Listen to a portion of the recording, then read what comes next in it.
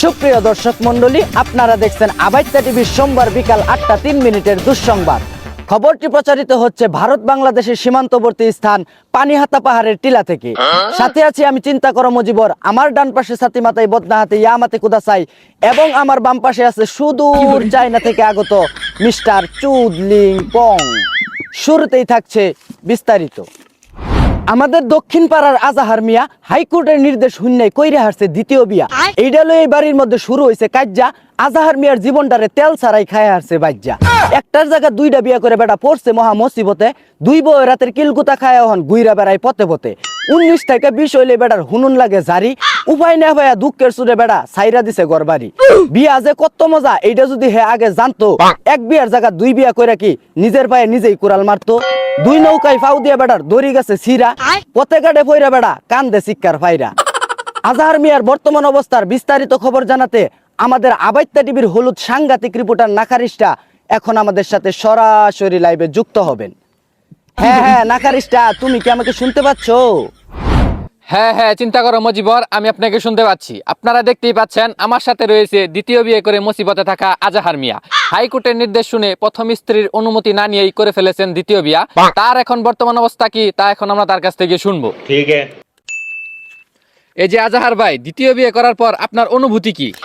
রাহুল মিয়ানের অনুমতি কি সাতার এক হাইকোর্টের নির্দেশ দিচ্ছে দ্বিতীয় বিয়া করলে প্রথমবার অনুমতি লাগে না। এই কথা হুইল নাই, আমি ঠাস আমার একটা বিয়া হয়ে আসছি। চাইছিলাম দুইটা বিয়া করলে আমি মাঝখানে হতাম, এদিকে চাইলে ওদিকে চাইলে ইয়ে হতো ভাই, এদিক ফেলেও থন্ডি মারে, ইয়ে ফেলেও কিল মারে। এই কিল গুতা খায় ভাই আমার যাতা অবস্থা। এখন ভাই আমি রাস্তাঘাটে বইরা কান্দি। ও আচ্ছা আজাহার ভাই, আপনি তো তাহলে অনেক বিপদের মধ্যে আছেন। এখন আপনি কি করতে চাচ্ছেন? এখন আর কি করার আছে, এই ফাড়াবাসী সিফাত করে আমার দিন করার লাগবে। সবাই রে কই এই হাইকোর্টের নির্দেশ শুননা প্রথমবার অনুমতি না নিয়া দ্বিতীয় বিয়ে করুন না, যে তাহলে আমার মতোই অবস্থা হবো আর কিলকুতা খায়া রাস্তাঘাটে ঘুরুন লাগবো। কি করে ওই মিয়া বেড়া বুড়া আমার শরীর মুসিনকে আনে দুই বইয়ের সাইড মুসিনকে যান।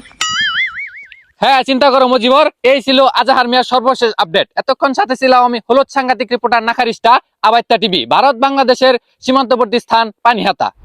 ধন্যবাদ নাকারিস্টা। আজাহার মিয়ার বর্তমান পরিস্থিতির বিস্তারিত খবর আমাদেরকে সরাসরি লাইভে দেখানোর জন্য। এতক্ষণ শুনছিলেন দেশের সংবাদ, এখন শুনবেন আন্তর্জাতিক।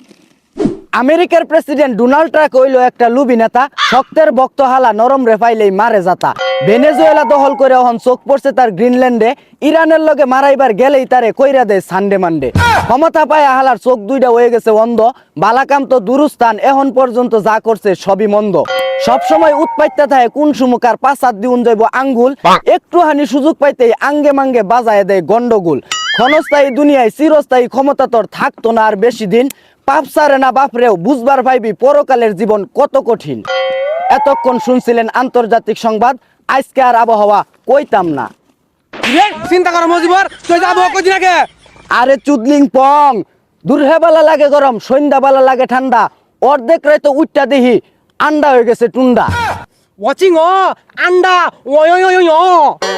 এখন শুনবেন খেলার সংবাদ। বাংলাদেশে আছে কিছু দালাল ক্রিকেটার, খেলতে গেলেই ফিউজ হয়ে যায় তাদেরই মিটার। দালালগিরি তেলবাজি করাই তাদের কাম। তামিম শান্ত মিরাজ মিঠুন হইল তাদের নাম। গপ্পের বেলায় ভাগ মারে, খেলতে গেলে পায় না। দুই বলেতেই আউট হইয়া দরে কত বাইনা। ভারতীয় দালাল তারা জাতীয় মির্জাফর।